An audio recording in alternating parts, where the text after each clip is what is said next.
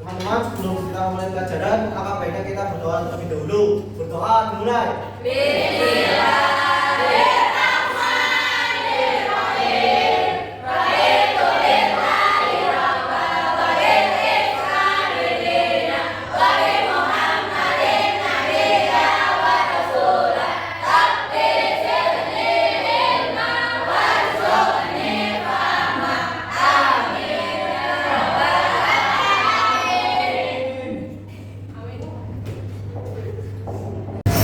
Baik, kami sudah berdoa ya, semoga pembelajaran hari ini berjalan dengan lancar. Ibu presentasi dulu ya. Ibu. Pertama, Mbak Fairulani. Anak dari Bina Putri. Ibu.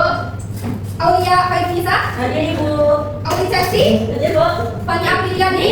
Ya. Fani Dwi. Hadir. Ya. Febriani. Hadir Bu. Febrina. Hadir Ibu. Firly. Hadir Bu. Ya. Gemeli. Habibah. Ya. Oksa. Hadir Bu. Hawa. Hadir Bu. Ayu. Ya. Ika. Hadir. Ipina. Hadir. Irwan. Lintang. Izin. Kenapa izin? Ada apa? Oh ya. Maharani. Hadir. Muhammad Ihsan. Hadir. Sekar. Hadir. Zaskia. Hadir. Izin Bu. Kenapa lagi itu? Oh, ya. Yang buat nggak? Selanjutnya adalah Hadir. Melani.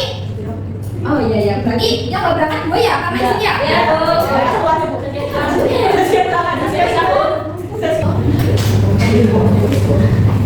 Baik, pada pertemuan hari ini, Ibu akan menjelaskan tentang teks hikayat. Sebelumnya, di sini ada yang pernah mendengar atau melihat cerita yang berlatar belakangan sebuah kerajaan? Di mana? Di mana? Ya, judul ceritanya apa? Hadir. Betul sekali. Nah, itu dimasukkan teks hikayat.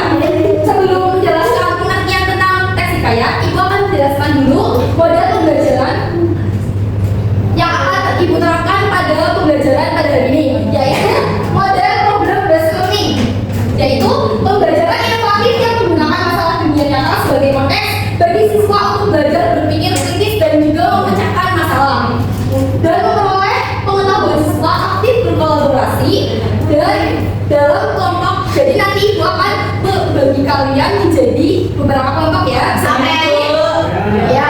Untuk apa? Untuk menganalisis dan menemukan solusi suatu masalah yang diberikan, bukan sekedar menghafal fakta.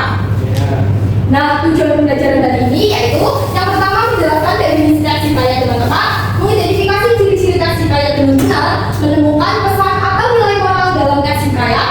Yang selanjutnya menganalisis contoh teks hikayat. Nah, di sini adalah definisi mengenai teks hikayat. Teks hikayat adalah sastra Melayu klasik yang berbentuk prosa. Prosa itu tidak terikat oleh rima, irama, atau seperti puisi. Yang menceritakan kehidupan tokoh-tokoh istimewa seperti raja, pahlawan, makhluk gaib, dan juga bersifat khayalan atau penuh dengan keajaiban. Nah, ciri-ciri teks hikayat ada 5. Yang pertama, ceritanya mengandung kemustahilan, tidak masuk akal logika kita. Itulah teks hikayat. Yang kedua, pengarangnya bersifat anonim. Anonim itu tidak diketahui pengarangnya siapa, tempat pengarangnya itu di mana itu tidak diketahui. Atau itu biasanya disebut antar generasi turun temurun. Yang selanjutnya adalah kesaktian. Cerita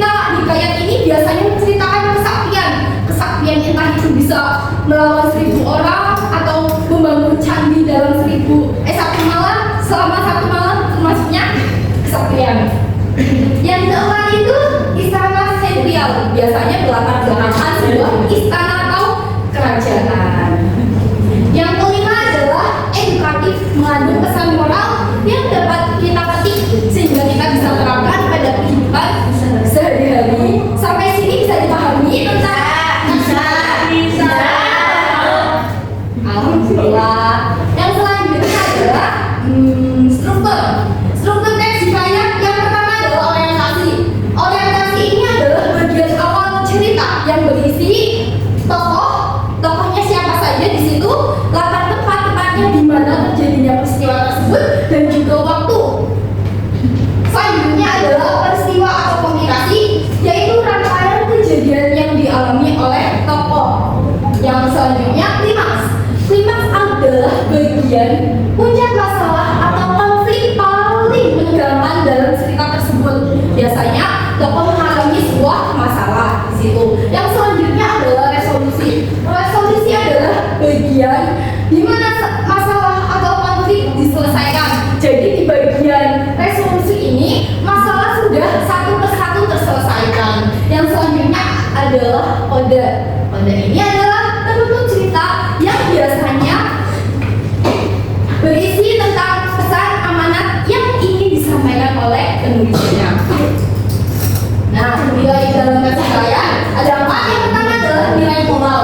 Nilai moral adalah mengajarkan tentang kebaikan, kejujuran, keberanian, kesetiaan, dan juga perilaku baik lainnya. Yang selanjutnya adalah nilai sosial, menunjukkan bagaimana menunjukkan hubungan antar manusia seperti persahabatan, gotong royong, dan juga menghormati kedua orang tuanya.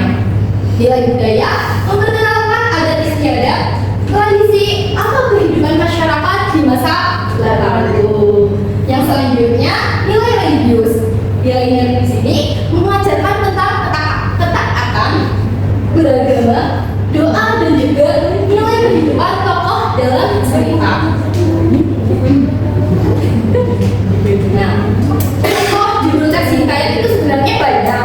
Cuma ibu ngambil juga contoh judul teks hikayat. Yang pertama adalah hikayat orang tua, hikayat indah bangsawan, hikayat Bayan Budiman.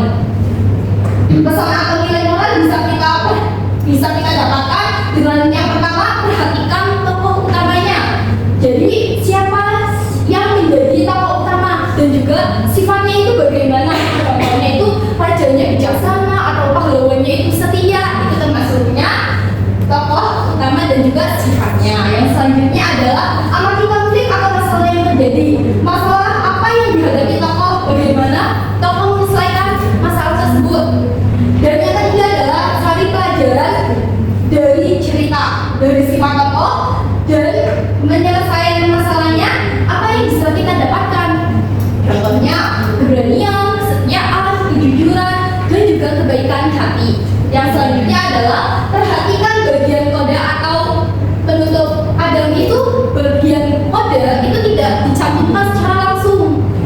Oleh karena itu kita harus perhatikan, misalnya bagian kode ini penutup yang langsung memberikan pesan moral atau amanat, tapi terkadang bagian kode itu tidak ada disebutkan secara langsung. Bisa dimengerti? Bisa. Oke. Nah, sekarang contoh analisis cerita hikayat. Ada yang mau bacakan contoh Sabain dan Alwi? Saya Ibu. Iya, sekarang ada yang mau Baika bacakan?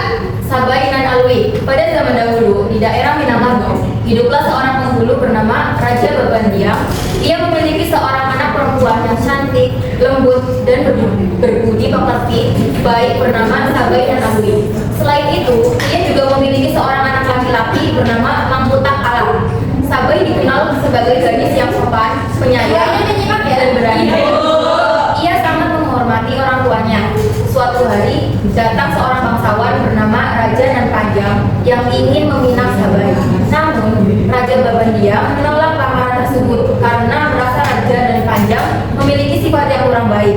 Penolakan itu membuat Raja Nan Panjang marah. Ia merasa harga dirinya direndahkan. Karena dendam, ia menantang Raja Babandiang untuk berduel. Raja Babandiang menerima tantangan itu demi mempertahankan kehormatan. Terjadilah pertarungan sengit antara keduanya. Nah, iklan dulu ya.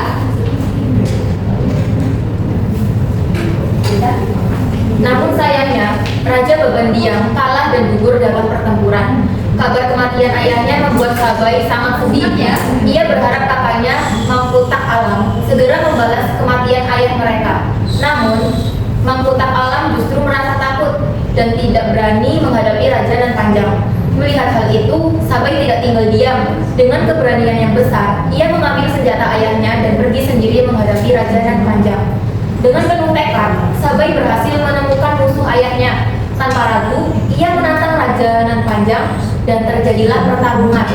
Berkat keberanian dan keterjadiannya, Sabai berhasil mengalahkan dan membunuh Raja nan Panjang. Setelah itu, Sabai kembali ke kampungnya. Ia dikenal sebagai sosok perempuan yang tidak hanya lembut, tetapi juga berani dan membela kehormatan keluarganya. Tepuk tangan untuk Mbak Ika.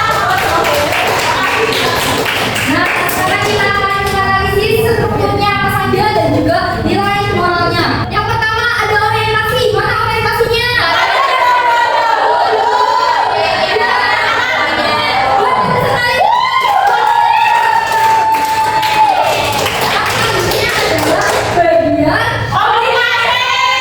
Aplikasinya mana? Suatu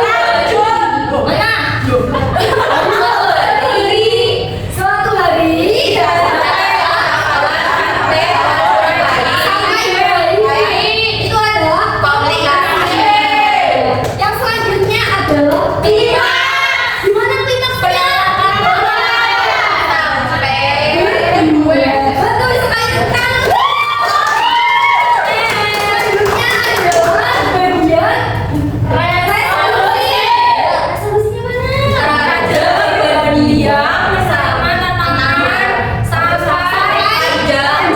Betul sekali. Adalah bagian akhir, yaitu kadar. Nanti kalian menyimak ya. Bagian kadarnya mana? Sabai berhasil sampai kehormatan keluarganya.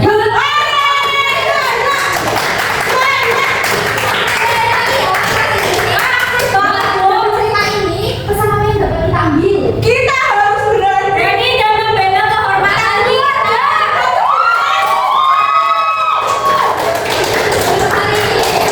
Tapi sampai sini kalian sudah bisa tahu apa itu cerita hikayat ya? Nah sekarang itu ada tugas untuk kalian. Ih kelihatannya semangat banget ya. Nah ibu akan memberi kalian menjadi beberapa kelompok seperti ibu yang bilang tadi. Ya. Nah berhitung ya. Dari sini deh. 1, 2, 3 berhitung sampai 4 yang angkanya sama. Nanti satu kelompok ya. Bisa dimengerti? Bisa. Dan baca sih. 1, 2, 3. 1, 2, 3, 4. 2, 4. 1, 2, 3, 4. 1, 2, 3. Yang lainnya sama langsung yang di kelompok 1, 2, 3, 4.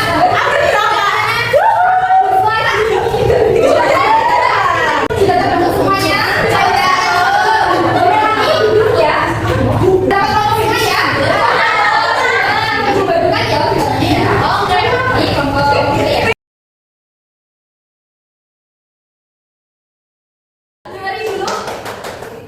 Dengerin dulu ya. Jadi nanti kalian itu kan jawab di situ ada ringkasan. Nah, ringkasan itu nanti kalian presentasikan satu persatu. Bisa dimengerti? Bisa. Oke, baik. Selamat mengerjakan anak-anakku. Iya, Bu. Ya ya. Iya. Sekali mulai. Tadi ada yang ditanyakan ya, tanyakan saja ya. Barangkali ada yang bingung mengenai strukturnya atau nilai moralnya bisa ditanyakan saja.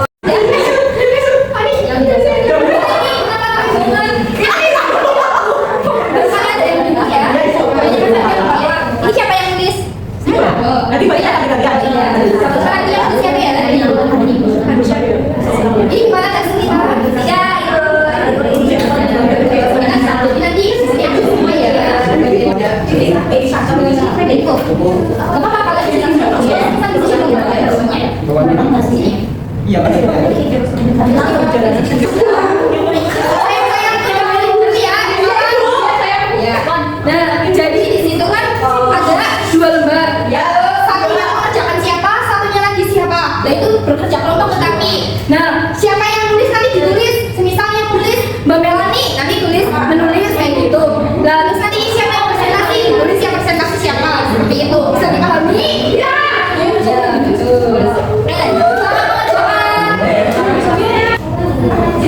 Jangan mainan HP sendiri ya.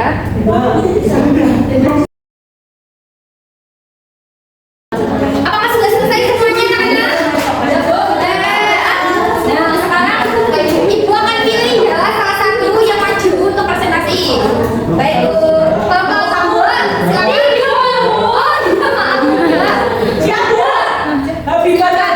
Tepuk tangan dulu bertiga.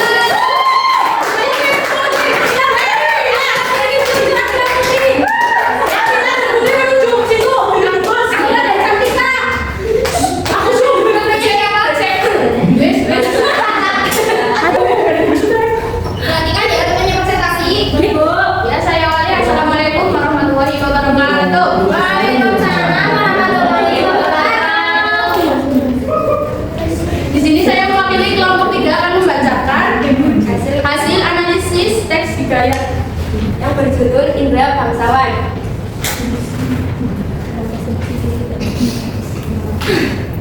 Dahulu kala seorang raja memiliki 2 putra kembar yang bernama Indra Bangsawan dan Indra Jaya yang dikenal baik dan berani. Suatu hari mereka mendengar kabar tentang seorang putri yang diculik makhluk jahat.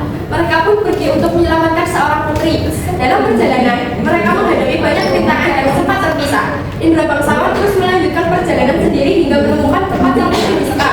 Dia bertarung melawan makhluk jahat dengan berani hingga akhirnya menang dan berhasil menyelamatkan putri tersebut. Setelah itu, mereka kembali ke kerajaan dengan selamat.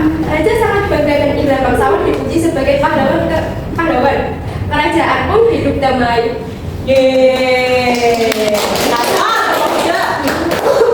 Selanjutnya, tentukan struktur teks hikayat.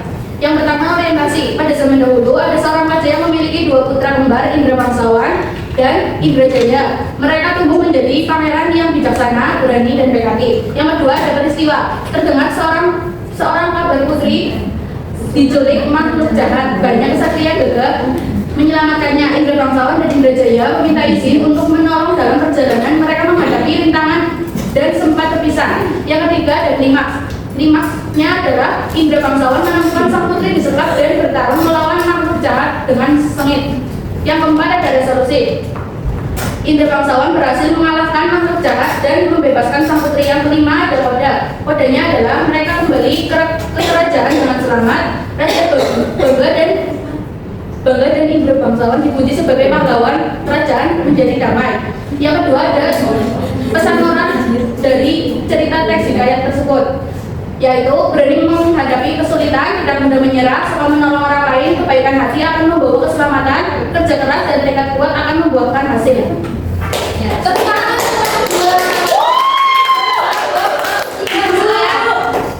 Presentasi dari kelompok 3. Wassalamualaikum warahmatullahi wabarakatuh. Waalaikumsalam warahmatullahi wabarakatuh. Gimana tadi? Seru? Nah, berhubung waktunya sudah habis untuk kelompok 1, 2 sampai 4, nanti dilanjut ya. Iya, Bu. Baik, Bu. Oke. Nah, dari pembelajaran hari ini apa yang kita dapatkan?